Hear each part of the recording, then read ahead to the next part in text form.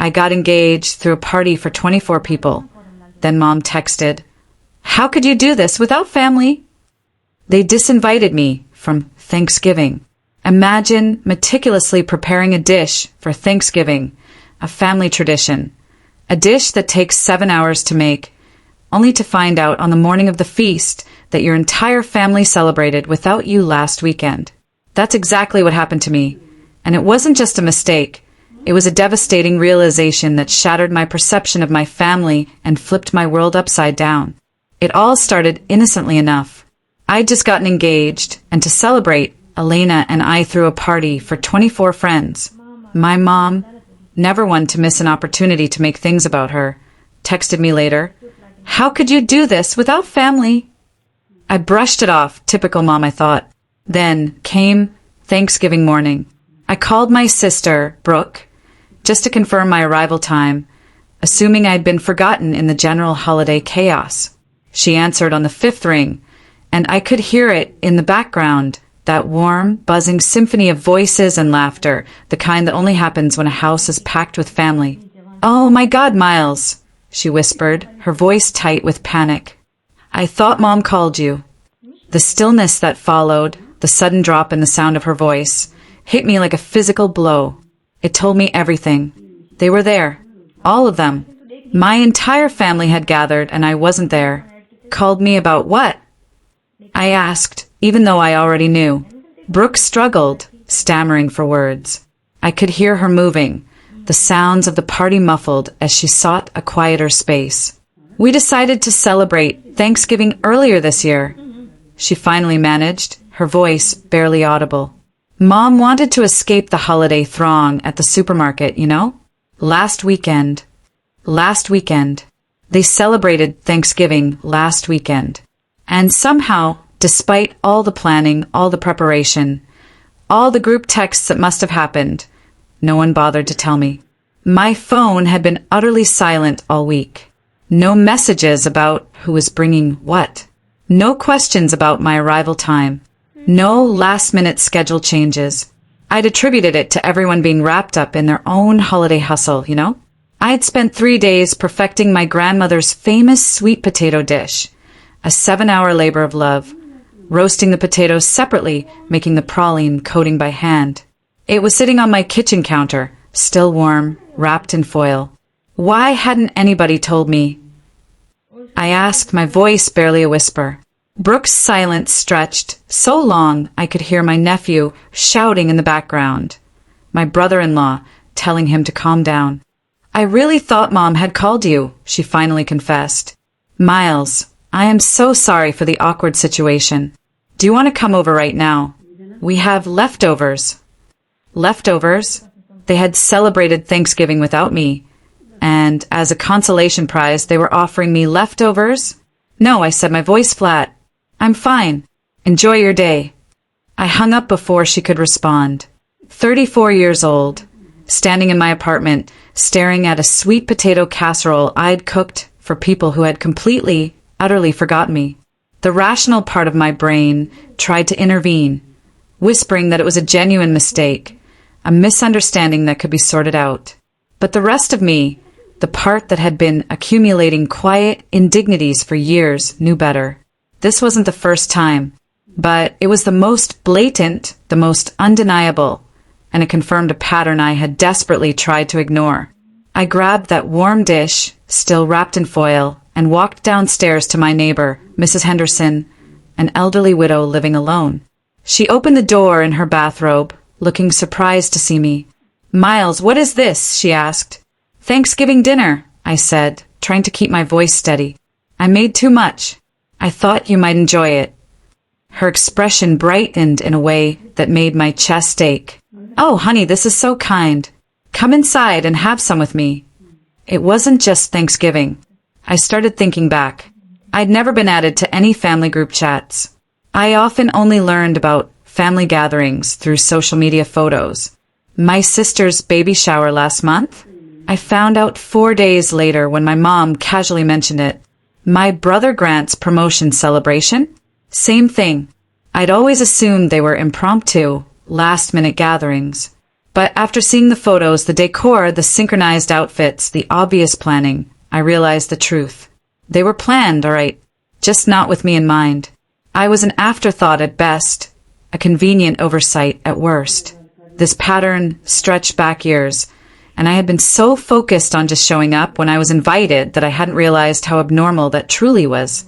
At 9:30 that night, my phone buzzed. A text from my mother. Brooke informed me about the confusion. "Sorry, honey. I thought your sister had notified you about the date change. I hope you had a pleasant, quiet Thanksgiving." Confusion. A minor misunderstanding. No acknowledgement of my position in the family. No understanding of the hours I'd spent. The idiot I felt like for believing I mattered enough to be informed. This was the culmination of years of being peripheral to my own family. They'd apologize with the same casual dismissiveness, claim I was being overly sensitive, and nothing would ever change. So I said nothing at all. The next morning, I opened my calendar. My mother's birthday in 4 weeks. Grant's birthday in January. Brooke's anniversary in February. My father's birthday in March. Every single family birthday, anniversary, graduation, recital, and holiday I'd meticulously tracked for years. I started deleting. It took me 25 minutes to clear them all out. I'd set reminders. Made sure I never forgot anyone important. They had forgotten me at Thanksgiving, and I would forget them everywhere else. The decision felt cold, calculated, but also utterly necessary, like amputating a gangrenous limb to save the body. I wasn't going to beg for inclusion anymore, and I wasn't going to keep showing up for people who didn't seem to care if I existed. My mother's 66th birthday arrived a month later. I didn't call. I didn't text. I didn't send a card. My phone remained silent all day. The next day, my father called. "Miles, your mother was hurt that you didn't acknowledge her birthday." His voice, that familiar, sharp, dissatisfied edge, made it clear I'd failed some unspoken test again. "I forgot," I confessed. He was incredulous. "You forgot your mother's birthday? That is not like you." He was right. It wasn't like me. The old me. The me who worked tirelessly to maintain connections that were never reciprocated. But I was trying on a new skin, a new version of Miles who wasn't going to internalize every jab or expectation. "I've had a lot on my mind," I said. "I'm sure she understands." His silence on the other end implied she very much did not understand. "She is your mother, Miles. You should call her." I said I would, with absolutely no intention of following through. As a senior architect at a downtown firm, designing sustainable housing projects for urban regeneration, I poured myself into my work. A new mixed-use complex, challenging and rewarding, demanding all my creative and technical energy. My manager, Marissa, noticed the change. "You're out putting at an incredible pace," she said during our monthly check-in. "Is everything okay outside of the office?" I assured her. Everything was fine, and in many ways it was. The silence, the sheer absence of all those family obligations, felt like a weight lifting. Like I'd finally cleared out a mental attic I didn't even know was stuffed to the rafters. No more mental reminders about whose birthday was coming up. No more guilt for skipping some random family meeting. No more playing the role of the good son and brother when it was never, ever returned. I was lighter without the weight. January came, and with it, Grant's 39th birthday. His wife, Sloane, had spent months planning a lavish surprise party. I knew this because she'd texted me in November, asking if I could help set up the venue. Of course, the older Miles would have agreed. But when the day arrived, I just didn't show up. No cancellation. No explanation. I simply let my commitment vanish as if it never existed. Sloane called me 3 times during the party. I didn't answer. The next day, Grant left a bewildered, angry voicemail. "What the heck, dude? Sloane was counting on you, and we had to hustle to get things ready. This is not like you." There it was again. "This is not like you." As if the version they knew was the only one. As if I couldn't change, disengage, or defend myself. I listened to Grant's voicemail twice before deleting it without a response. For days later, he tried again, his tone less angry, more concerned. "Miles, are you okay? Mom said you didn't call on her birthday either. People are worried." The compassion felt forced, like a checkbox being ticked. If he was truly concerned, he would have noticed my absence before I stopped showing up. He could have asked why I wasn't in the family group chat. He could have invited me to events himself, instead of relying on our parents to orchestrate everything. But Grant had never been one to look beyond his immediate needs. None of them were. They lived in a bubble of assumed family unity, thinking I was part of it, despite repeatedly demonstrating otherwise. February. Brooke's anniversary. 16 years of marriage to Travis, a guy I'd never really liked, but had always been polite to for her sake. They were throwing a huge party at a winery 90 minutes from the city. The invitation had arrived in the mail 2 months before Thanksgiving, before everything changed.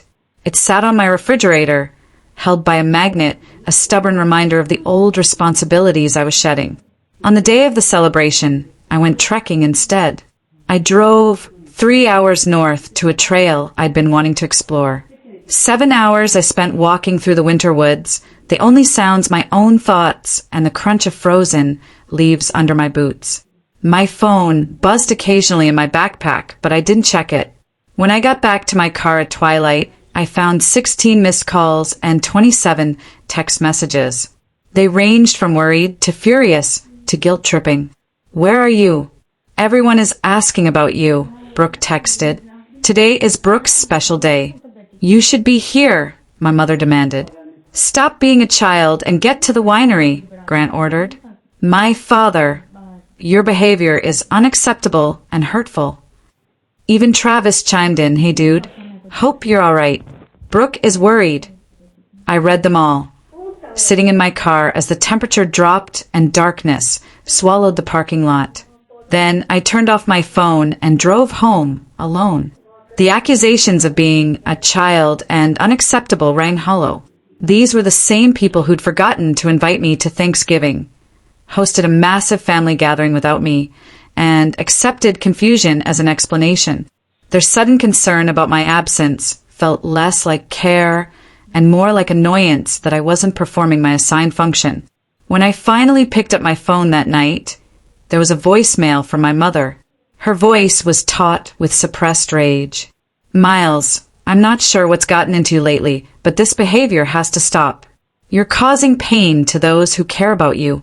Brooke sobbed at her own anniversary celebration because her brother couldn't be bothered to attend. "Your father and I raised you much better than that. Call me." I saved the voicemail. I didn't call back. The phrase "people who love you" felt like a weapon, designed to compel obedience rather than offer comfort. Did they love me? Or did they just prefer the version of me who showed up when summoned, volunteered when asked, and never asked for anything in return? The more I reflected, the less confident I became that I had ever been loved for who I was, rather than for what I could contribute. March brought more events. My father's birthday on the 5th, my nephew's 7th birthday party on the 12th, and a family dinner on the 18th, which I learned about from a Facebook event my cousin accidentally invited me to. I attended none of them. I acknowledged none of them. I was living in a vacuum of my own creation, cut off from the familial ecology I was born into. My mother stopped calling when I didn't show for my father's birthday. Brooke tried a few more times, her messages growing increasingly urgent. "Miles, I don't understand what's going on. Please talk to me and tell me what we did wrong." The fact that she couldn't figure out what they'd done wrong was, in itself, explanation enough. If they couldn't see the pattern, the years of marginalization and casual rejection, explaining it would be pointless.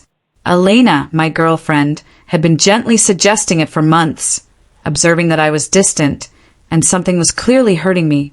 Dr. Samuel Park, a family systems therapist specializing in adult children from dysfunctional households. During our first meeting, I told him everything. Thanksgiving, the wiped calendar, the events I'd stopped attending. He listened without judgment, taking occasional notes. When I finished, he was silent for a long time. "What you're describing," he finally responded, "is a pattern of parentification and invisible labor. You were expected to maintain family ties, remember important events, and show up consistently. But those efforts weren't reciprocated. When you removed that work, the system started to fail." The clinical analysis of what I'd been feeling was incredibly validating. It wasn't just in my head. I wasn't being overly sensitive. This was a real dynamic and had a name. The sessions helped me realize something crucial. My family's sense of unity was based on my unseen labor. I was the one remembering birthdays, making plans, reaching out to stay connected. When I stopped doing that work, the relationships dissolved, not because we weren't close, but because we had never been close in a reciprocal sense. I was the architect of our family ties, and they would cease to exist unless I actively built and nurtured them. "What do you want?" Dr. Park asked during our 6th session. "From them? From yourself? From this situation?"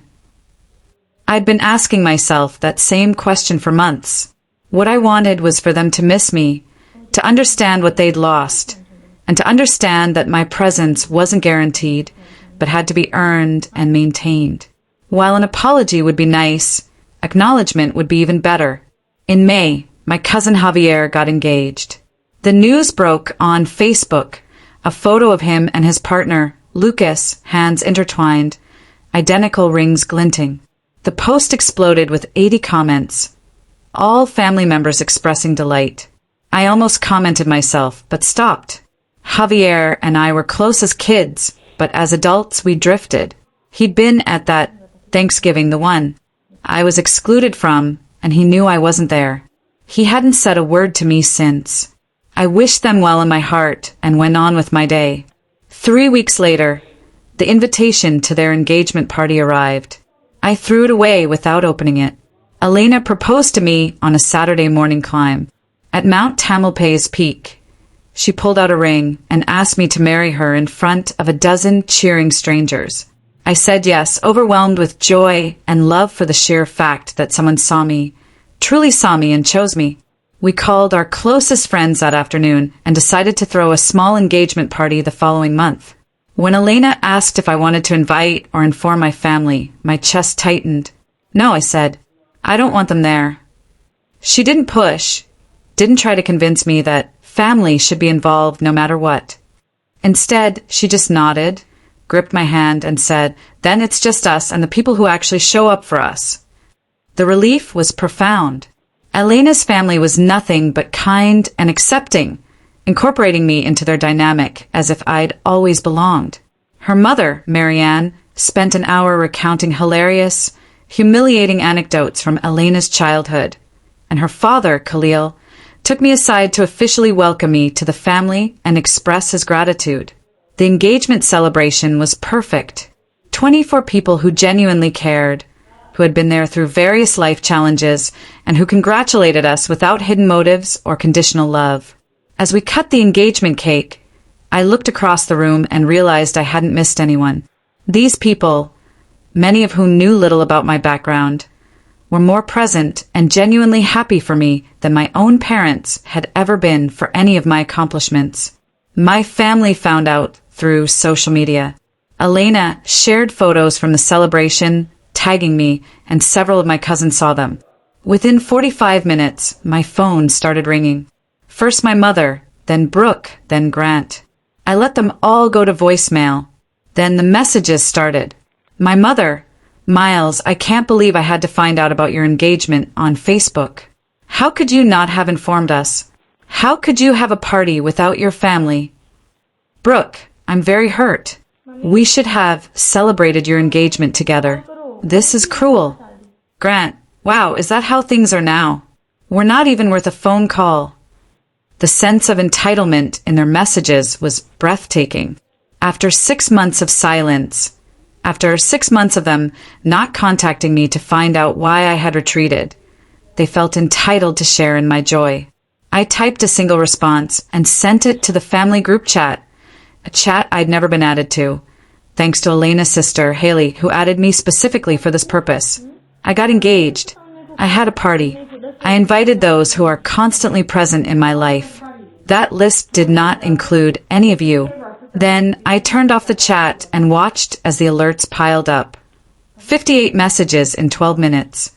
I didn't read a single one. Dr. Samuel Park would probably have called me passive-aggressive and recommended direct communication. But I tried direct communication. When I called Brooke on Thanksgiving morning, she explained it away as a misunderstanding. I had been on the outskirts of their lives for years, and they hadn't noticed. Now they were noticing. I suddenly felt important because I was happy and celebrating in their absence. The hypocrisy was maddening. Elena found me on our balcony that evening, watching the sunset. "Your family's losing their minds," she said, showing me her phone. They had started messaging her, trying to reach me through her. Her responses had been polite but firm. "This is between Miles and his family. I'll support him in whatever he needs." She sat beside me, taking my hand. "Would you like to talk about it?" I told her about the messages, about my sudden, desperate desire to be included. She listened, then said something that encapsulated everything. "They don't miss you. They miss the function you performed. The person who remembered birthdays, showed up, and helped the group feel like a family. They miss your work, not you." She was right. If they had missed me as a person, they would have contacted me months ago, asked why I had gone silent, and tried to understand instead of just waiting for me to return. In July, my grandmother, who was 94 and had been declining for years, passed away. I learned about her death from my father's brother, Uncle Bennett, who called me personally. "Miles, I wanted you to hear it from family, not through the grapevine.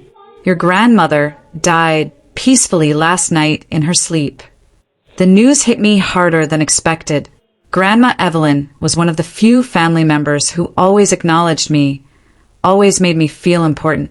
But I hadn't seen her in months, too angry with the rest of the family to bring myself to visit. "When's the funeral?" I asked. Uncle Bennett gave me the details. 4 days from now, Saturday morning at the church she'd attended for 65 years. I said I'd be there, hung up, and immediately regretted it. Elena saw me staring into nothing, processing. "Do you want me to come with you?" she asked. I nodded, grateful.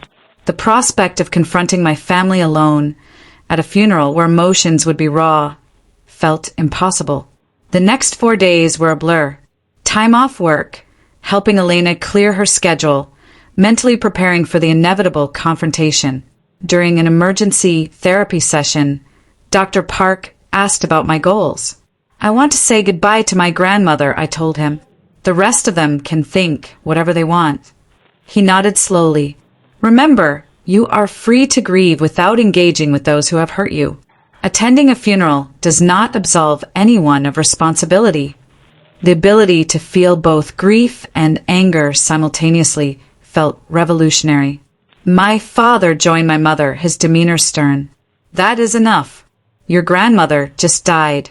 This is not the time or place for drama." The immediate dismissal, the labeling of my pain as theater, solidified everything. "You're right," I said. "This isn't the time or place." I turned to leave, but Brooke blocked my path. "Miles, please. We miss you. Can't we just talk about it?" Her eyes were red. I couldn't tell if it was from sadness or the confrontation. "You don't miss me," I said gently. "You miss the person who made your life easier. There's a difference."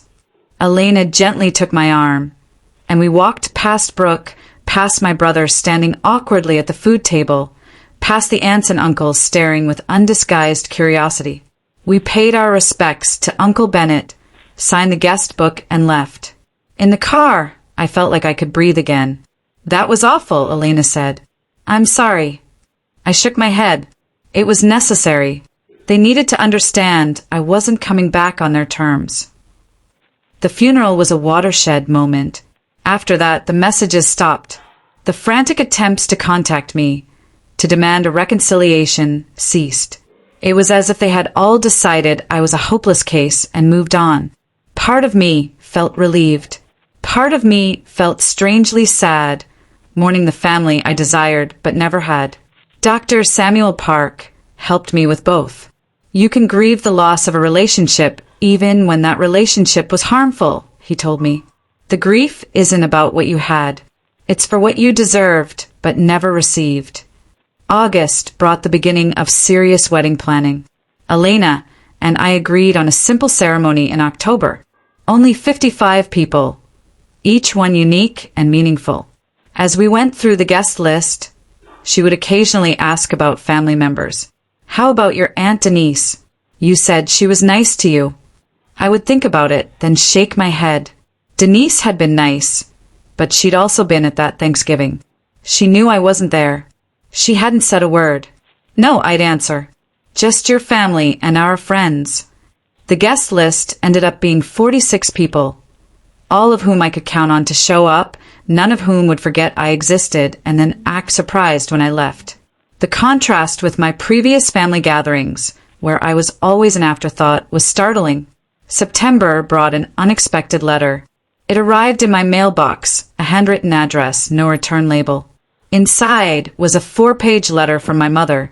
The penmanship was wobbly, impassioned. She wrote about the past year, about not knowing what went wrong, feeling as if she had lost a son. She finally addressed Thanksgiving directly. I know we hurt you that day. I know we should have informed you of the date change, but Miles, it was one error, one missed invitation. Does that really justify cutting off your entire family? She wrote about missing my youth, all the ways she had tried to be a good mother, and how my current behavior was hurting her. I'm begging you, the letter ended. Please come home. Please talk to us. We love you and need you back. I read the letter 3 times. The first time, I felt the old, familiar guilt. The second time, I realized what was missing. No recognition of the pattern. No understanding that Thanksgiving was not an isolated event, but the culmination of years of exclusion. No apology for not realizing I'd gone silent, for not reaching out to ask why. Just focus on her anguish, her loss, her desire for me to return. The third time I became enraged. The letter was pure manipulation, emotional blackmail, meant to make me responsible for her feelings. I showed it to Elena. She read it slowly, her face stiffening. She's not actually apologizing, she said. She's explaining why your hurt isn't valid and demanding you get over it. Exactly, I agreed. I saved the letter in a folder with all my voicemails and texts. Dr. Park called it documentation. Evidence that it wasn't all in my head. The wedding invitations went out in mid-September. Elegant cream cardstock with emerald green writing. Elena Osman and Miles Cross invite you to celebrate their marriage. No mention of parents. No traditional Mr. and Mrs. Cross would appreciate your visit. We were just claiming our own celebration. My mother got hold of one, probably through a relative who received an invitation. She called using my father's phone, knowing I had blocked her number. I answered, assuming it was a work call.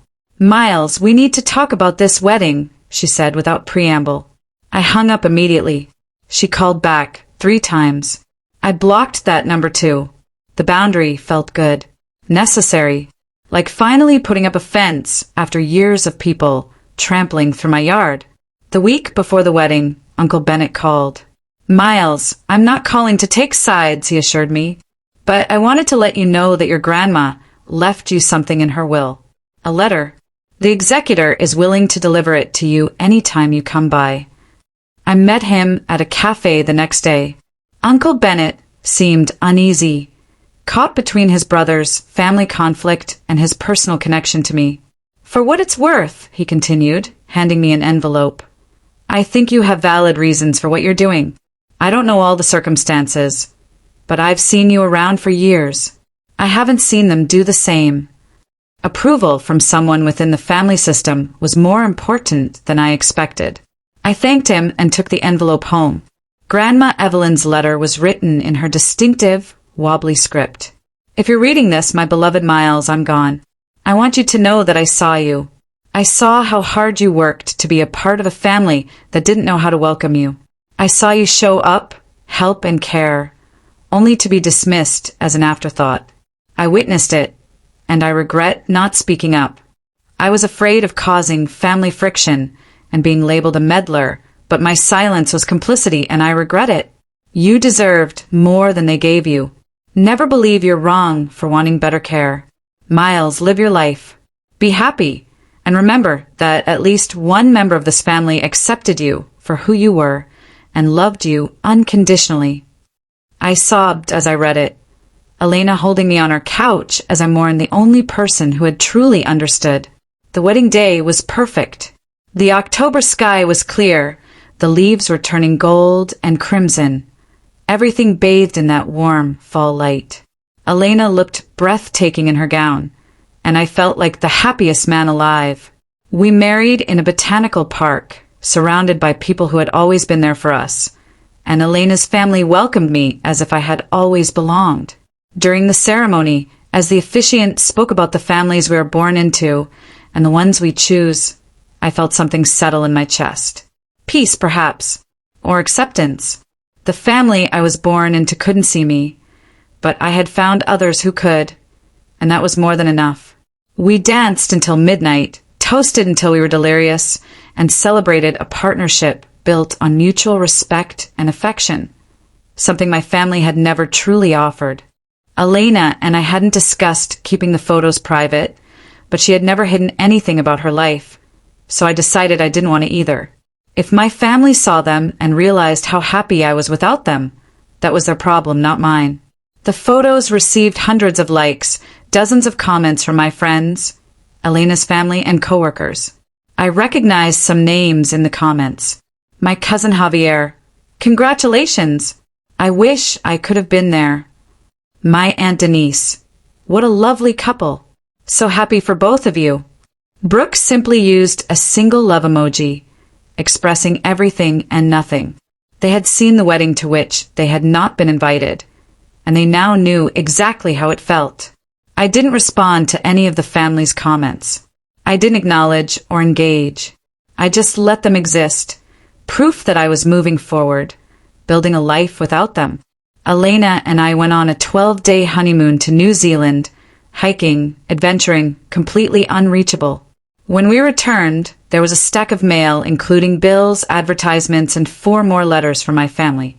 1 from Brooke, 1 from Grant, and 1 each from my parents. I threw them away without opening them. Don't you want to hear what they say? Elena inquired. I shook my head. Nothing they say will change anything. They had 9 months to figure out what went wrong and reach out with real concern. They opted for guilt trips and manipulation instead. I'm done giving them chances to explain why my pain isn't justified. November arrived, bringing with it the anniversary of the forgotten Thanksgiving. A year since I discovered I was estranged from my own family. I marked it quietly, reflecting instead of celebrating. That year, I got engaged, got married, started therapy, strengthened friendships, excelled at work, and became more authentic than I had ever been. None of it required my family's participation. Nothing was diminished by their absence. If anything, their absence had created opportunities for growth that I had previously been too preoccupied to pursue. Dr. Samuel Park asked me how I felt about the anniversary. Grateful, I said, surprising myself. That day was the worst day, but it was also the day I started choosing myself.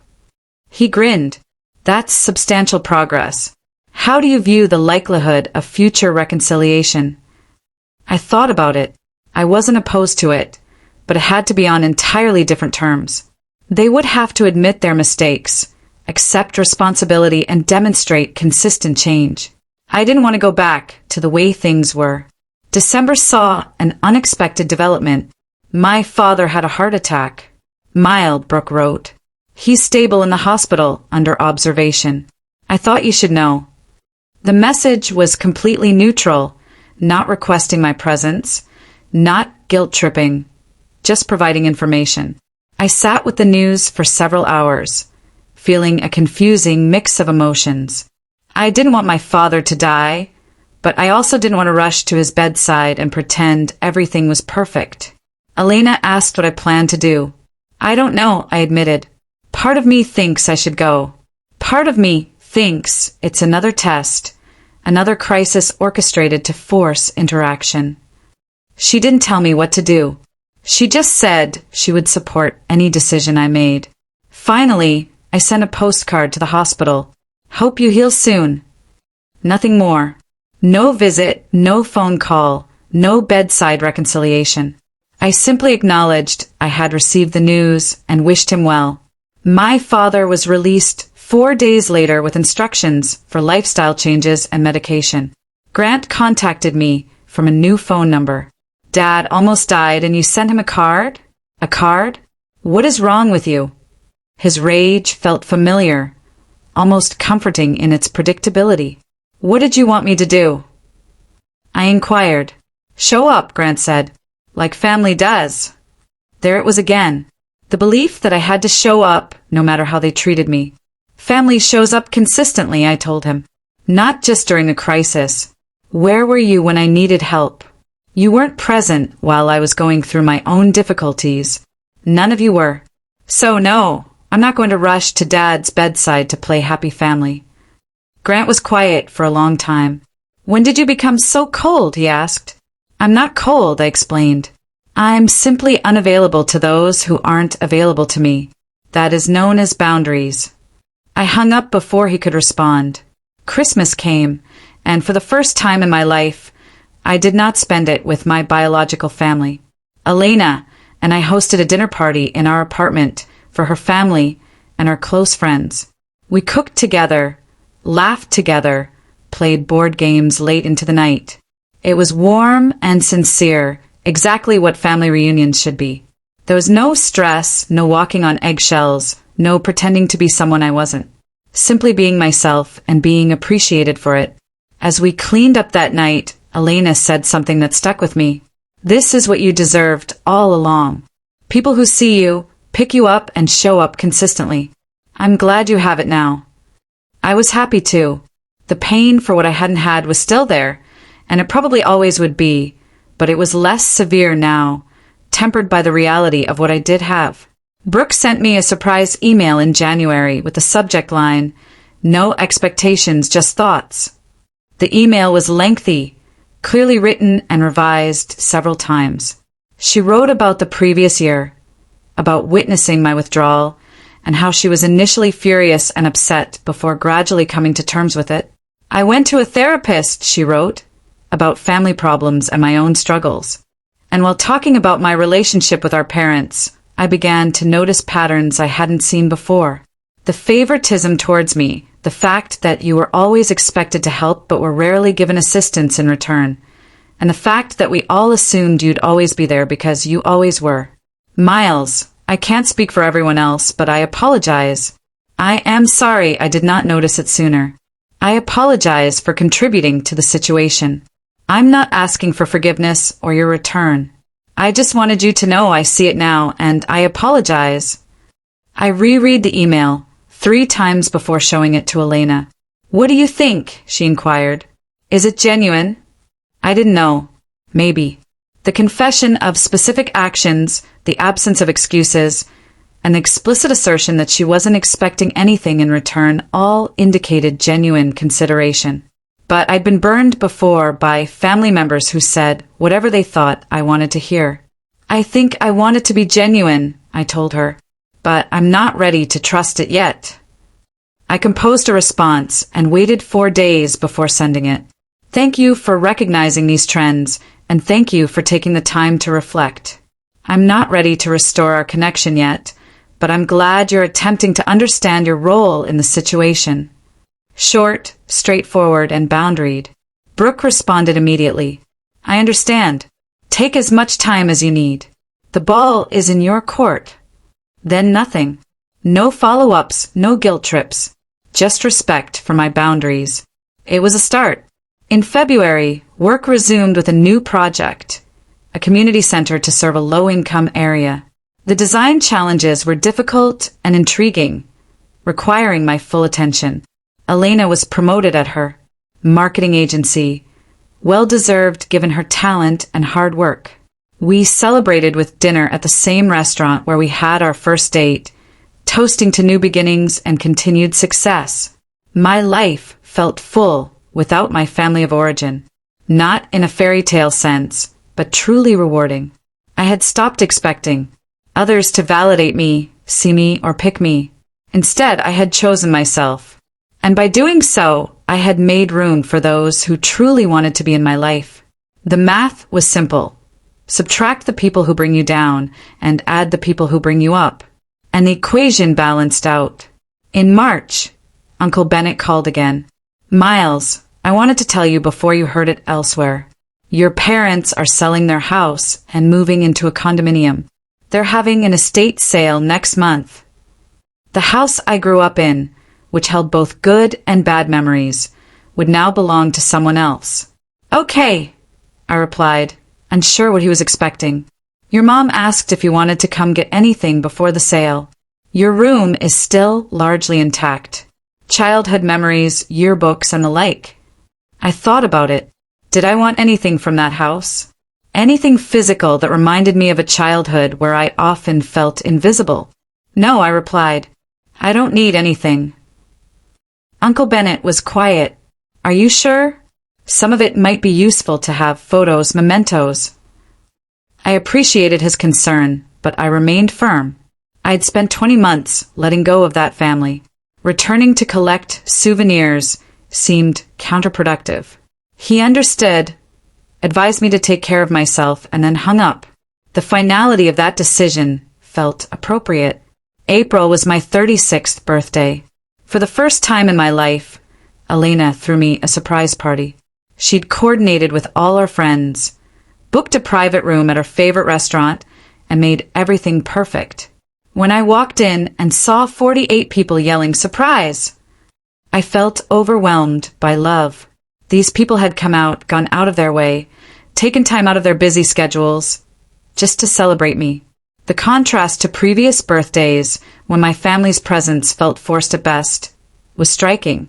That night, after everyone had left and we were cleaning up, I told Elena how much it meant to me. You deserve to be celebrated, she said simply. Always have. I'm just glad I get to be the one doing it. The certainty in her voice, the complete lack of doubt about my worth, continued to surprise me. But I was learning to accept it, to believe I deserved the love being offered. May marked 20 months since that Thanksgiving, the day that altered everything. Dr. Samuel Park inquired whether I wanted to continue therapy or if I was ready to go solo. I think I'm good, I said. I mean, I'll come back if I need to, but I think I've processed what I needed to process. He grinned. You've done excellent work. You entered angry, hurt, and confused. You'll leave with clarity, boundaries, and a strong sense of self. That is exactly what therapy is intended to accomplish. We shook hands, and I felt lighter as I exited his office. The work wasn't completed. Healing never truly ends. But I had the tools now. I knew how to recognize unhealthy patterns. I knew how to set boundaries. I learned how to choose myself without guilt. June brought Father's Day. I didn't call, text, or acknowledge it at all. My phone stayed silent. My family had either accepted my boundaries or given up on me.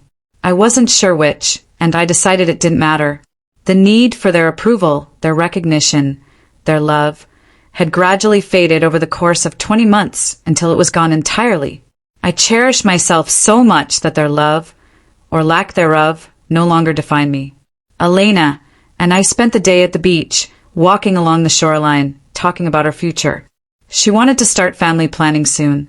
I felt ready to be the father I needed, present and engaged, actively choosing to spend time with my children.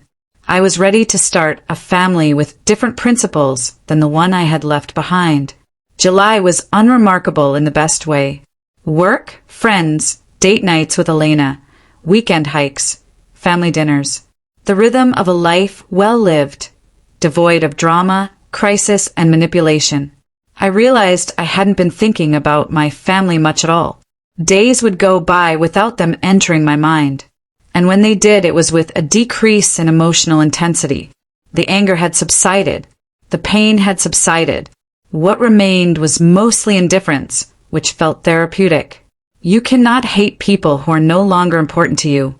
The opposite of love is not hatred, it's apathy. I had finally reached apathy. August brought another unexpected development. Grant showed up at my office. When my assistant called to say that someone named Grant Cross had requested to see me, my stomach dropped. I could have refused. I could have had security escort him out. But curiosity won. I went down to the lobby. Grant looked rough, thinner, older, tired. "Miles," he said, "can we talk?" "Only for 7 minutes," I replied. Against my better judgment, I led him to a conference room. We sat across from each other, the table an imposing barrier between us. "I've been in therapy," Grant said without hesitation, working through some issues. "And I realized that I owed you an apology. A real one." I waited. Grant drew a shaky breath. "You were right. We have forgotten you. Not just on Thanksgiving, but for years beforehand. We acted as if you only existed to serve us. And when you stopped or set boundaries, we punished you rather than reflecting on our own behavior. That wasn't right. I was wrong." He looked me in the eye. "I am sorry, Miles. Genuinely. I don't expect forgiveness. I just needed you to know that I now understand what we did and what I did." I was surprised at how the apology landed. Not with relief or vindication, but with sadness. "Why now?" I inquired. "After 20 months, why are you apologizing now?" Grant's face crinkled slightly. "Because I'm divorced. And in the process, I realized I had been treating Sloane in the same way we had treated you. Taking her for granted, assuming she would always be there, only seeing her when I needed something. She left me, Miles, and she was right to leave. I was a terrible partner." He wiped his eyes roughly. "Losing her made me realize what we had done to you. So how did we lose you? And I apologize. I understand it's too late, but I apologize." We sat silently for a long time. "I appreciate the apology," I finally said, "and it means something that you understand now. But Grant, our relationship is over. I'm not sure if there's a way forward for us." He nodded, as if he expected the response. "I understand. I just wanted you to hear it. That's all." He left without asking for anything else, and I returned to my office, feeling strange.